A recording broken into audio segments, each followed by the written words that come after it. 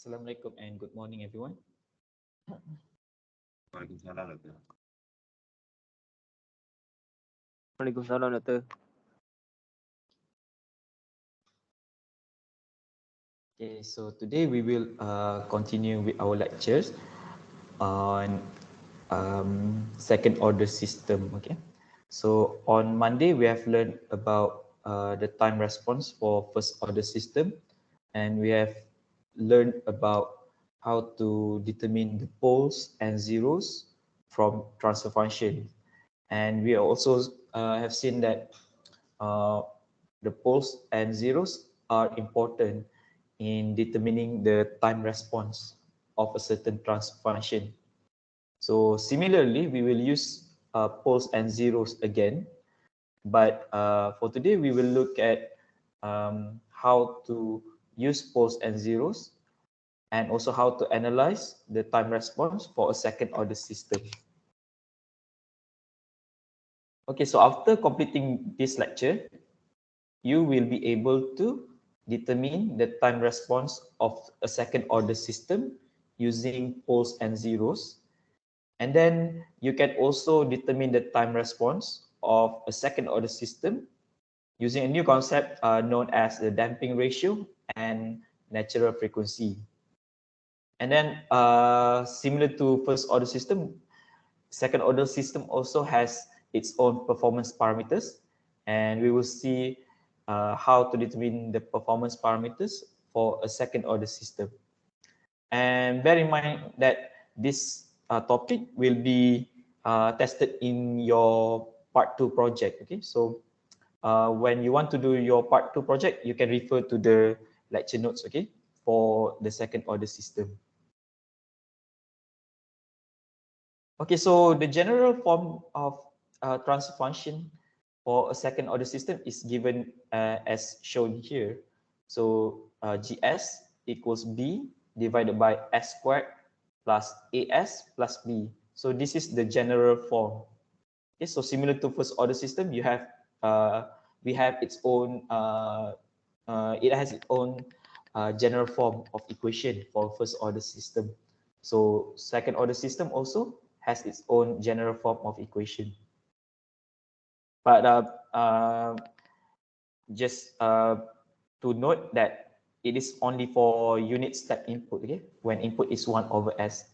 But for other input, the performance parameters will be slightly different, okay, but it's not covered in our course. So for a second order system, there are four types, okay, four types of time response, actually depending on the poles from the transfer function. So we have overdamped response, underdamped, undamped, and critically damped. So all of these are depending on the poles. So let's look at overdamped time response. So let's say you have this transfer function 9 divided by s squared plus 9s plus 9. So firstly, you can determine the poles of this transfer function by solving the denominator equals 0. Okay, so you find the value of s when the denominator equals 0. Or in this case, you just solve this equation using quadratic formula, or you can use calculator.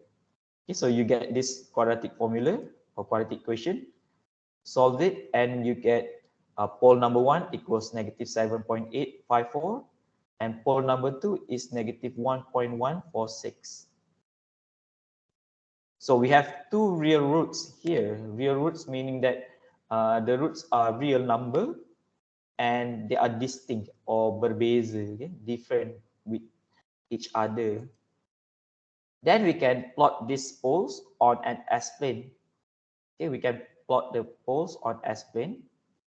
So we use symbol cross to represent poles. Then for overdamped time response, we can determine the time response of C or CT. You use the usual way using partial fraction expansion and then inverse Laplace transform. Then we get this CT equals K1 plus K2 e power of sigma 1t plus K3 e power of sigma 2t. And then we can plot the time response, maybe using MATLAB or using other software. So we get this kind of curve, okay? Sort of like an S-shaped curve, okay? Similar to first order system. Okay, so things to note here for overdamped time response. The real roots for the denominator or the poles. So the poles are real number, okay, real and different, okay, and distinct, berbeza. Okay, so when you calculate the poles from a transfunction second order system, if you get poles that are real and distinct, then the system is overdamped. Okay, so you don't have to remember this CT here. Just remember that overdamped response has two poles that are real and distinct. Then let's look at underdamped time response. So let's say you are given this transfunction 9 divided by s squared plus 2s plus 9. Then use a similar way to determine the poles. So here we get two imaginary poles, two imaginary roots. So imaginary number, in this course, we use the symbol j. So j here equals square root minus 1. Okay, maybe you have learned before, you use symbol I, okay, equals square root 1 minus 1. But for this course, we use symbol j, okay. So why not I? I don't know. Okay, so just use symbol j, okay. So here we have imaginary roots. Imaginary roots for this transfer function. So when you have two imaginary roots, then the system is underdamped. Then we can plot this poles on S-plane. Okay, so the y-axis represent the imaginary parts. The real axis represent the real parts of the poles. Then the general solution is in this form. Okay, so you can derive this by yourself, but tak payah derive lah. Okay, dia dah bagi. And then if you plot the time response, then this is the shape of the curve of the time response. Okay, so if you see the time response, it has something like a rippling effect, okay? Macam berombak, ripple. And then we will get back to this later, okay? What is this curve about? Okay, so the important things here is that if you have two imaginary poles, then the system is underdamped.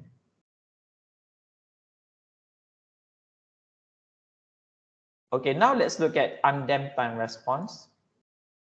So let's say if you are given this transfunction gs equals 9 divided by s squared plus 9.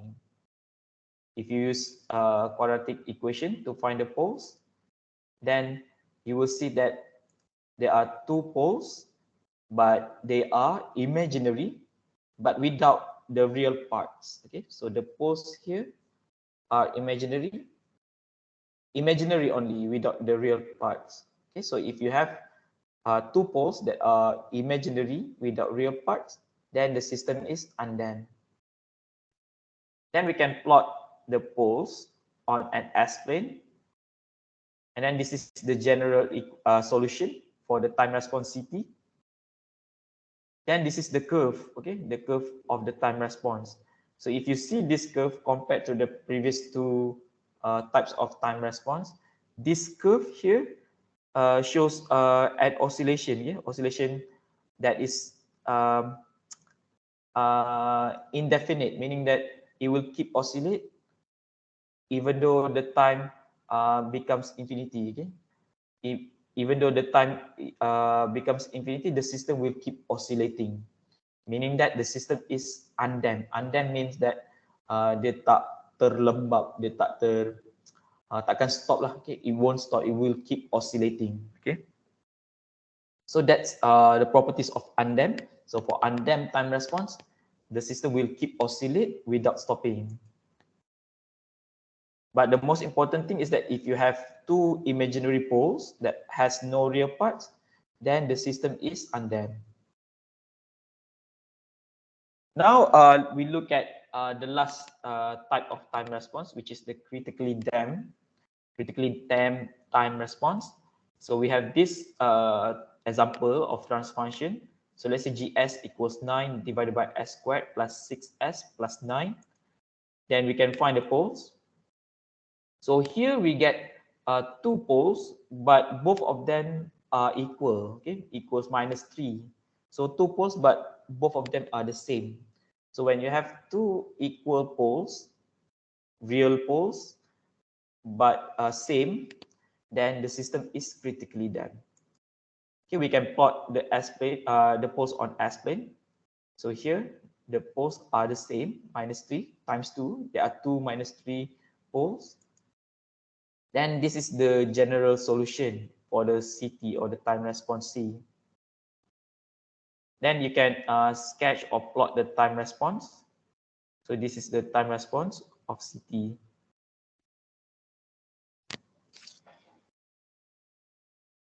Okay, now we have four different types of time response, second order time response. So we have firstly the overdamped time response when you have two real poles that are distinct. And then the shape of the curve is shown here.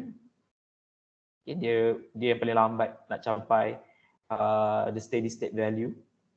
And then you have the second type, the underdamped.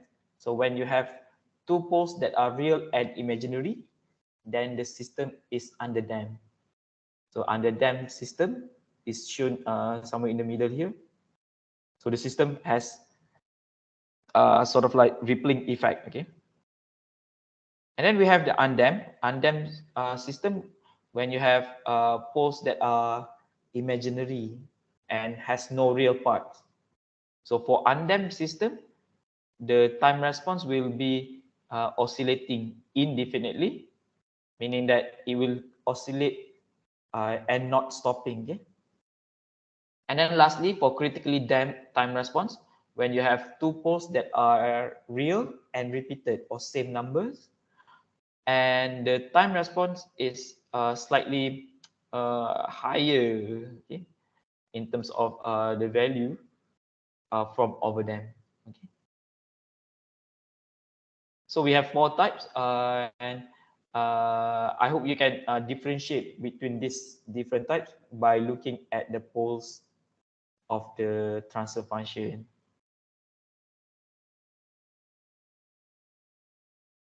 Okay, we have seen just now how to use poles to differentiate the different types of second order system time response. Now let's look at a new definition of parameters that are used to characterize second order system. So we have this natural frequency and also damping ratio. So firstly, natural frequency. So we use the symbol omega n to represent natural frequency. And then for damping ratio, we use this symbol here. So I think this symbol is zeta, but I'm not sure. So I will call this damping ratio.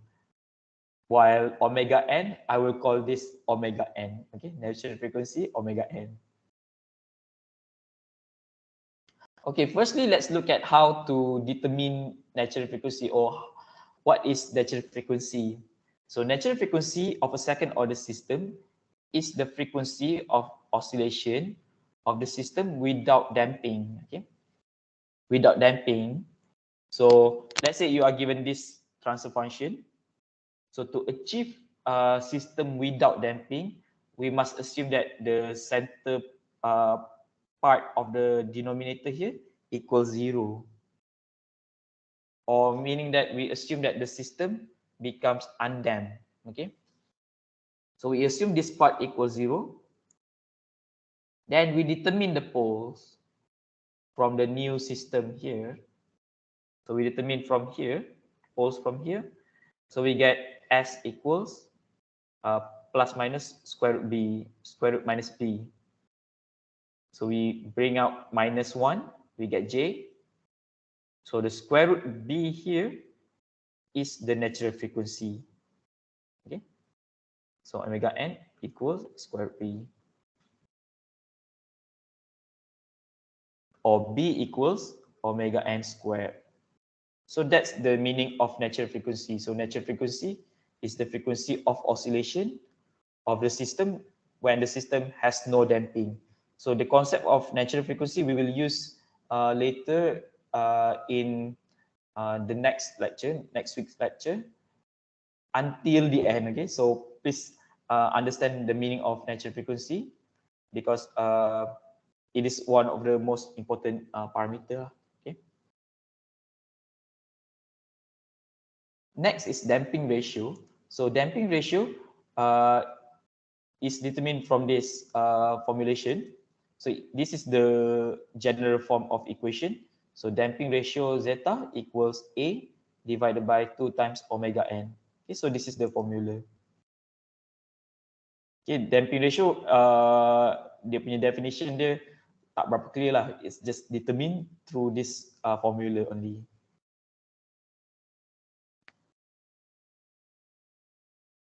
Okay, so we can then convert the general form equation that I shown earlier, B divided by S squared plus AS plus B, into a general form of equation that consists of only the natural frequency omega n and damping ratio. So omega n squared divided by S squared plus 2 times zeta times omega n times S plus omega n squared. Okay, we can also rewrite the transformation in this form.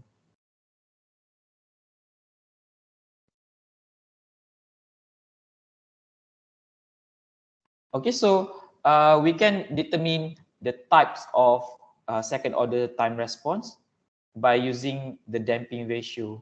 Okay, so after we determine the damping ratio, we can determine the types, whether the system is overdamped, underdamped, undamped, or critically damped. So from previous slides, we have seen that we can determine these different types of second order system from poles, but we can also determine this using damping ratio. So if your damping ratio is bigger than 1, then the system is overdamped. If your damping ratio equals 1, then the system is critically damped. If the damping ratio is in between 0 and 1, then the system is underdamped. If the damping ratio equals 0, then the system is undamped. Okay, so this is important.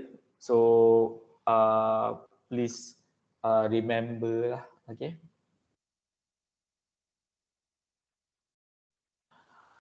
Okay, any question? Macam nak habis dah slide.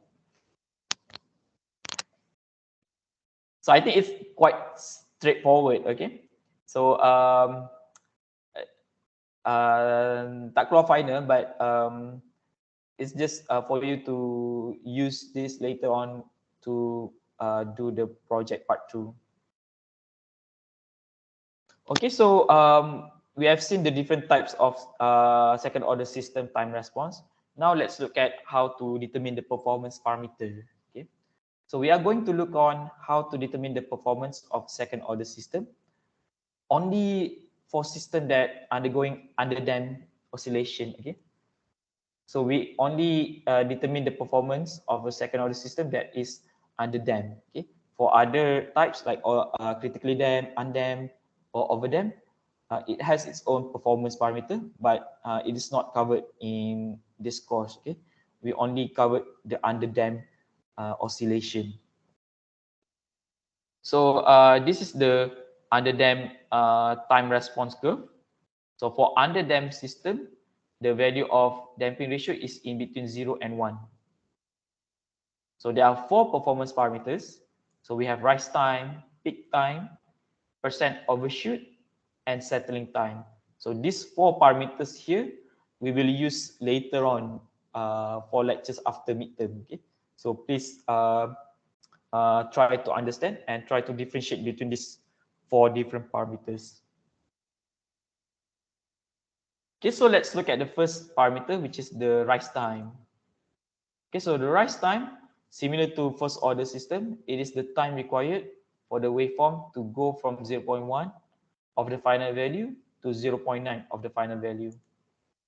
Okay, so there is no precise relationship, but we can use the graph, okay, to determine the value of the rise time. Okay, usually you are given this graph and you determine the value of rise time from the curve lah. Okay,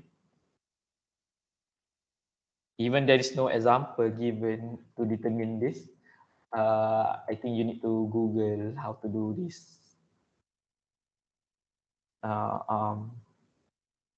Or I think you need to find the damping ratio and natural frequency, and then determine the rise time from the graph. I think from damping ratio. But okay. And the second parameter is the peak time. So it is the time required to reach the first maximum peak. Okay. So the value of peak time, Tp equals pi divided by omega n times square root of 1 minus zeta squared. So it is this value here. This is the first peak that you will encounter when you plot the time response for a underdamped system. And the peak time is the time taken to reach this maximum peak, okay, the first maximum peak. So to determine this manually, you need to use this formula. Okay, macam mana dia dapat pi? I have no idea. The derivation is not covered in our course, okay.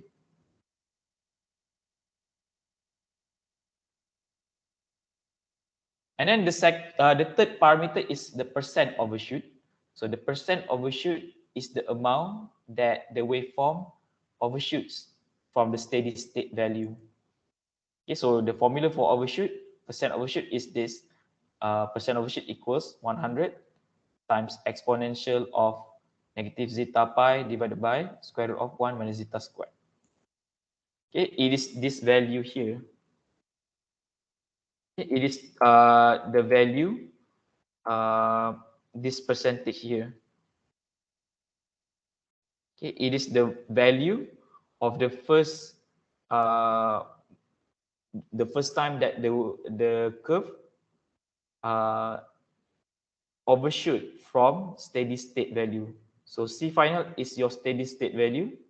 So this is the first time the curve overshoot from the steady state value, and the percent overshoot is this value here, and find in terms of percentage. Or you can determine from formula using this formula.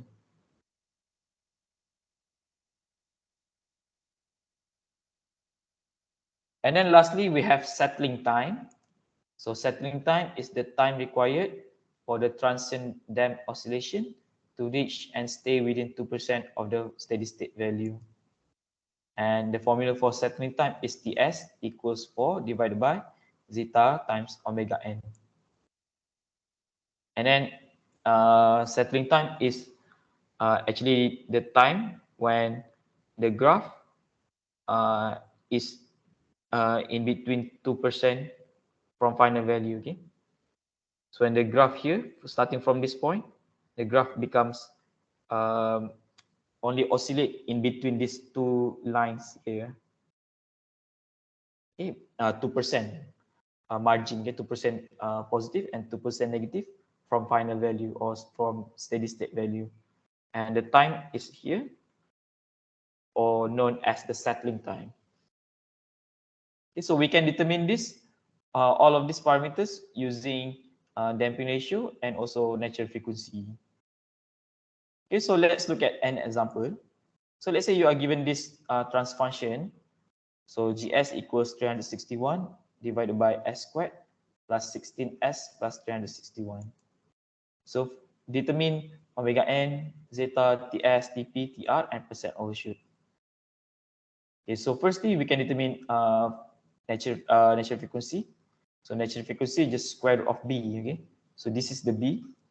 So this is your b and this is your a. So square root of b 361. So you get natural frequency equals 19.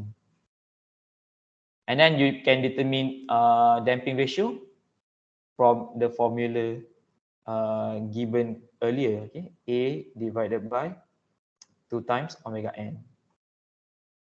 Okay, so this is the damping ratio. So the damping ratio, if you see here, then the damping ratio is in between 0 and 1. Okay, so the system is underdamped. Then you can determine the settling time using the formula. So just plug in the values. So you get settling time 0.5. And you can determine the peak time. So again, just plug in the values from the formula. So you get peak time equals 0.182.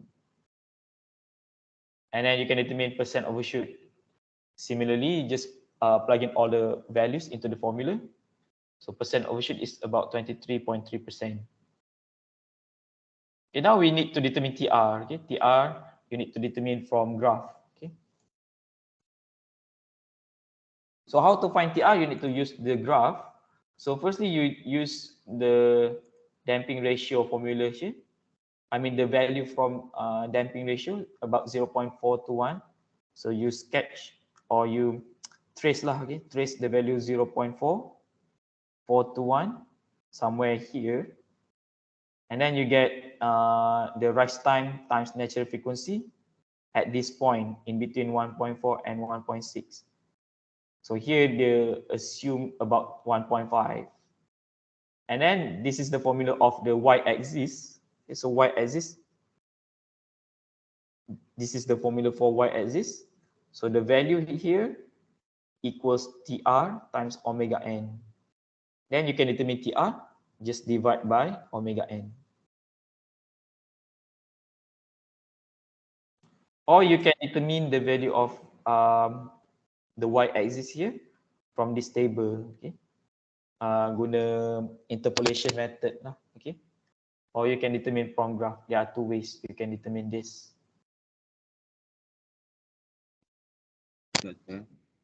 Yep.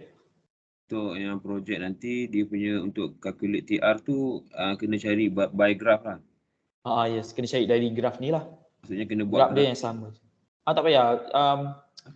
Tunjuk jalan kira je kot. TR equals TR omega n equals berapa macam tu. Oh, tak payah buat graph datang Tak payah kot. Buat interpolation, buat kira interpolation method pun tahu kan, macam belajar dalam termo, dalam heat transfer yang 0.4 minus something divided by 0.4 minus 0.5 equals, tahu kot kan. 1.4 minus something apa semua tu. Pernah buat kan dalam subjek heat transfer, thermodynamics semua. Lebih kurang macam tu pun boleh. Okay. Tunjuk sikit lah jalan kira. Okay. Or interpolate. Okay. You can determine from graph or you can interpolate. Okay, so that's it for this lecture. So let's look at tutorial. So I'm sorry if I'm going too fast for these two lectures because it only covers in class tapi selalu tak keluar final, kecuali second order system. You might be asked about like determine percent overshoot because second order system later on will be related to the next lectures, okay, until the end. So that's why you are covered. This topic is covered in project part 2. Okay, so from question number 1 in tutorial, so let's determine this. So let's determine the damping ratio, natural frequency, and the type of response. So here, let's rewrite the general formula. So GS for second order system, GS equals so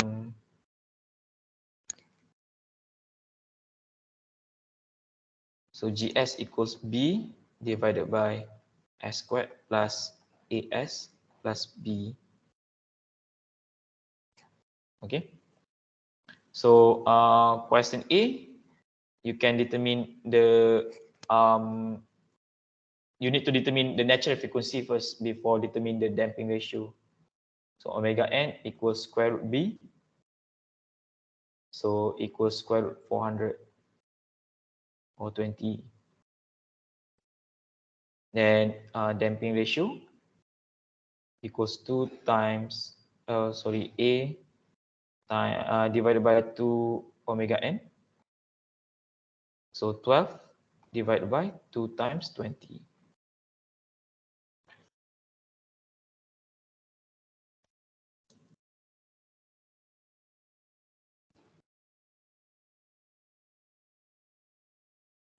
Okay, so 12 divided by 40, you get 0.3. So from here, it's a underdamped. Okay, underdamped because omega in between omega plus zeta in between 0 and 1. That's it. Okay, that's it soalan dia. Then later on you can determine the parameters. Okay, you can determine on your own lah. Okay, so determine the parameters for this system because only underdamped has the performance parameters, while the others it's not covered in this course. And then question B, sorry, Soalan ni yes. fine. Final dia mungkin keluar benda simple je lah, like determine damping ratio, and then usually related dengan other topics. Usually related dengan apa benda dia panggil, lupa dah, nanti lah belajar. Okay, maybe week 11 or week 12 kita belajar something about controllers. Okay, so we learn about controllers, and usually we use underdamped system. Okay, thank you, Doctor. Right, and then the second question, so omega n equals square root 900. I think it's 30. And then we can determine zeta equals A over 2 times omega n.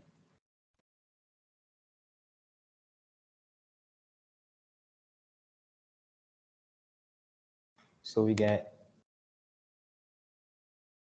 1.5. So zeta bigger than 1. I think this is overdamped. Okay, saya lupa. Nanti check lah, okay. And then question C, omega n equals square root 225.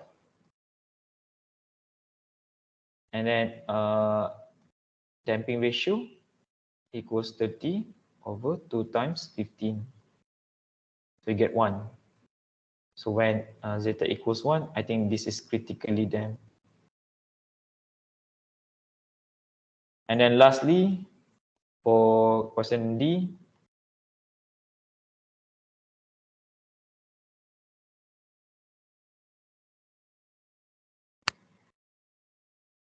then zeta will be 0, okay? Because A equals 0. So when zeta equals 0, this is undamped. Okay, so easy peasy, just use the formula and determine what are the system response type depending on the damping ratio.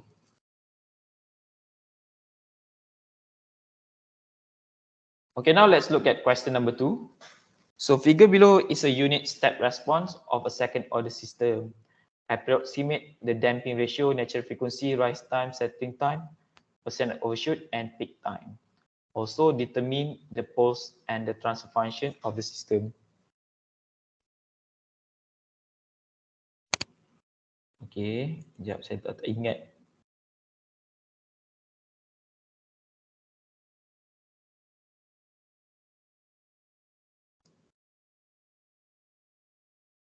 Okay, so we can determine anything from the graph similar to first order system. So from first order system last time we determine the I think the time constant. Okay, but here we can determine from the graph like settling time, peak time, or percent overshoot, and then try to find the value of damping ratio and natural frequency from the formula given. So the formula given to you is already described in lectures.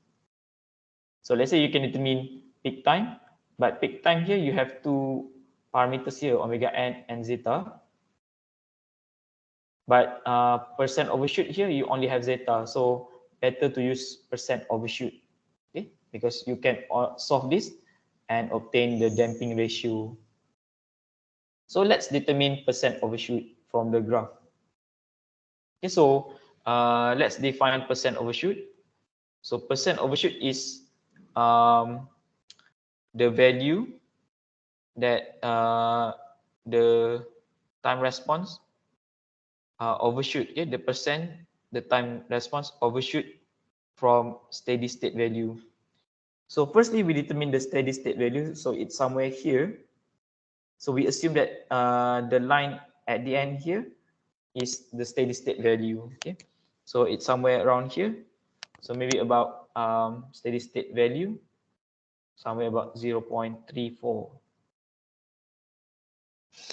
And then the maximum value here,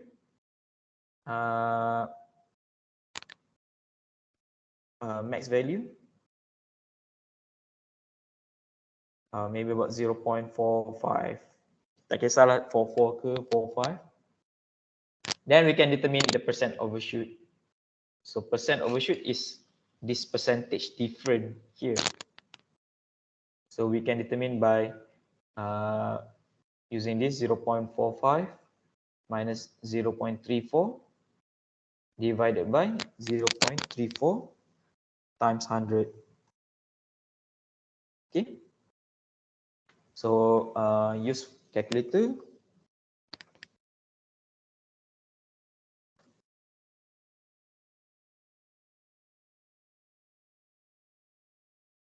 So it's about 32.35%.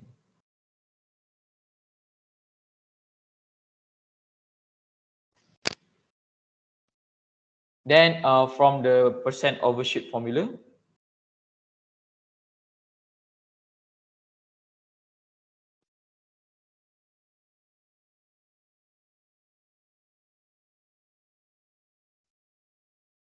okay, just plug in this value and solve for zeta. Or you can rewrite this zeta equals negative ln percent overshoot over 100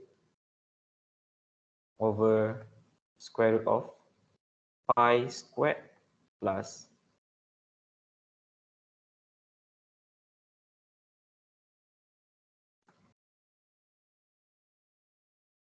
square. Okay.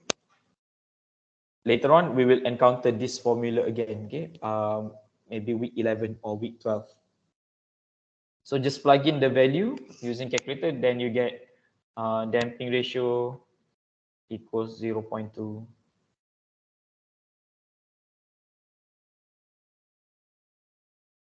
Then we have our damping ratio and natural frequency. No, we only have damping ratio. Then we can determine the natural frequency. So to determine the natural frequency, you can use the peak time. Okay, so the graph reached the first maximum somewhere here or about this time here. Maybe about 1.2 second. So peak time equals 1.2. So the formula is pi divided by omega n times square root of 1 zeta squared. So here you solve for omega n, you get about 0.83. Okay, so just plug in zeta into here and solve. Okay. Then we get this natural frequency. Then we can find the settling time. So settling time is this formula. So just plug in the value, you get about 4 seconds. Okay. Saya tengok jawapan je sebenarnya. So tak kira lah. And then this is the values for settling time, peak time, zeta, and omega n. Then you can determine the rise time. So to determine rise time, we have zeta equals 0.2. So interpolate, okay? Interpolate from the curve. So to interpolate, mana curve tadi? So interpolate the curve. So it's somewhere here, 0.2. So the normalized rise time equals 1.203. So TR omega n equals 1.203. So ganti omega n, so you get TR. Graf di satu ni je ke sir? Ya betul, satu tu je. Oh, okay. So TR is about 1.449. Okay, simple kan? Macam tak percaya ada subjek sesimpel ni. And then from the values of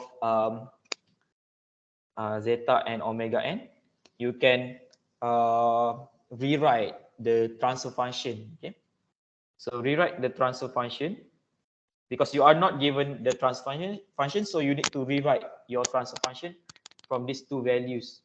So let's look at the lecture note, how the transfer function looks like. Okay, so this is the general form of the transfer function.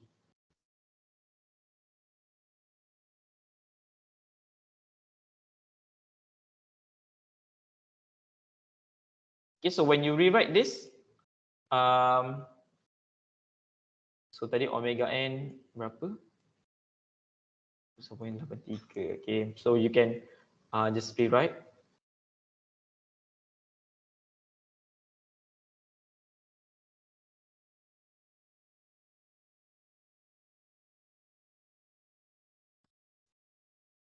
Okay, so when you rewrite this, then you can determine the poles. Okay, so to determine the poles, simply solve this denominator.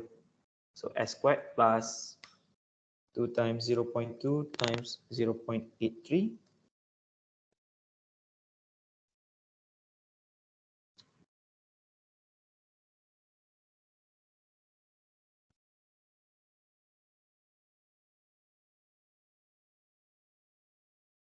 Okay, so solve this formula equals 0. This equation equals 0. So you get your S.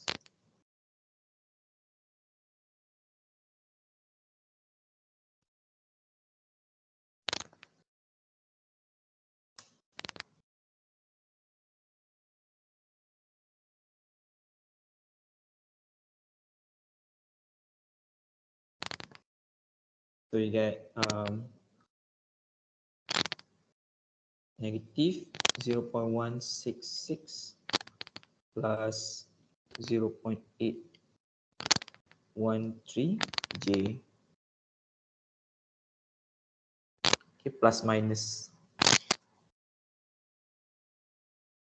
Okay, so that's it for this topic. Then you can plot this on S-plane if you want.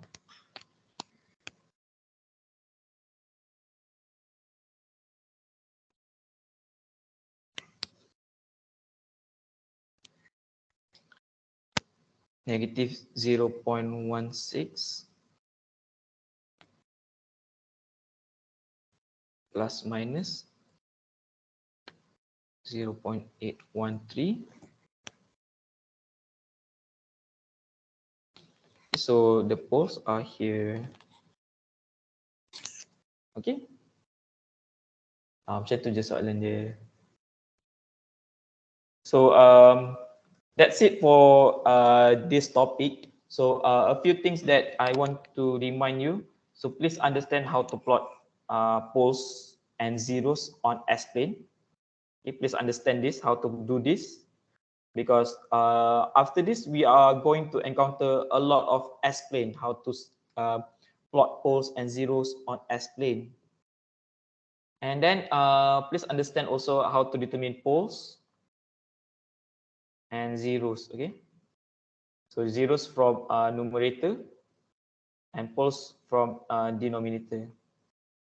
Okay, so please understand the concept of poles and zeros, because after this again we are going to encounter a lot of poles and zeros, okay, during our lectures. So maybe when I said poles and zeros, maybe kalau tak revise, maybe pening lah benda lah poles and zeros ni, macam kat mana lah lecture dia. Okay, so please understand this concept. And for a second order system, please understand the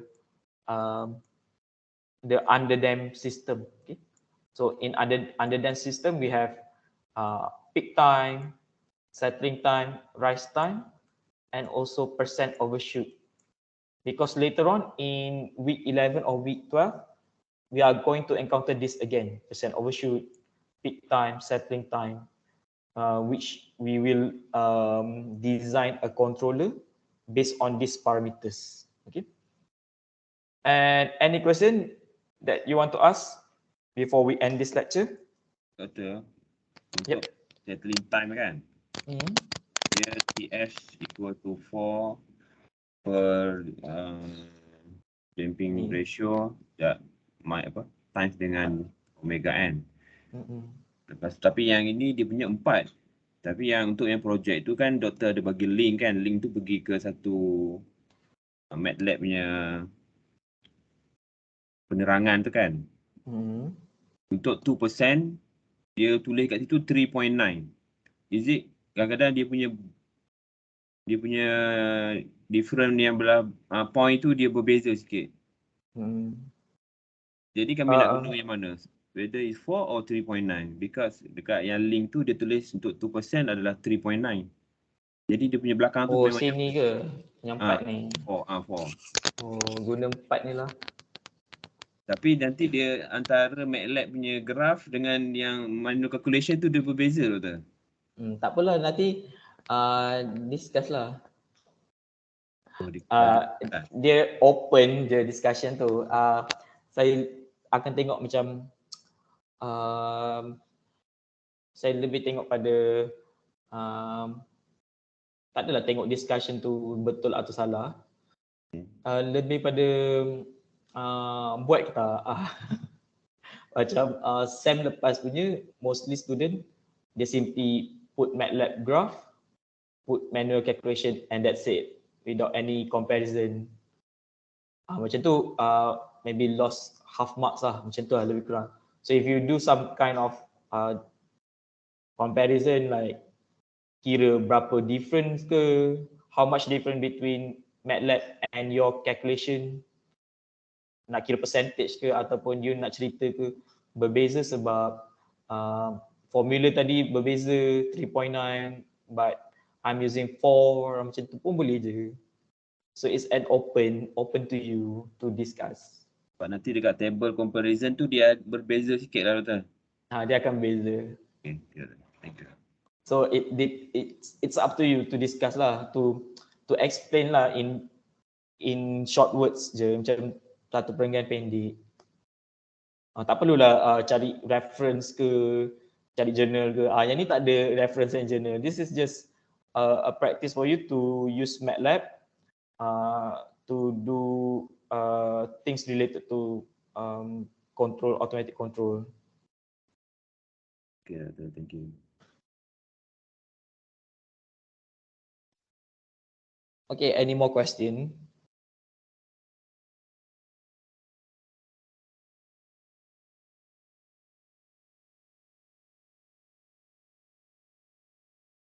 Okay, so if you have no question, then please be reminded. I think this Friday you will have quiz number 2. I think due date is Sunday midnight macam biasa. And your project part 2 due date is next week Wednesday midnight. Okay. Maksudnya Khamis pukul 12. Okay. So please do it now. And no more late submission for second part and onwards. If you have any question, feel free to ask me. Don't hesitate to ask, okay? And that's it. See you again next week, insyaAllah. Assalamualaikum and goodbye. Waalaikumsalam. Waalaikumsalam, Doktor. Thank you. Thank you. Thank you, sir. Selamat berbuka you. puasa. Thank you, sir. Awal lagi.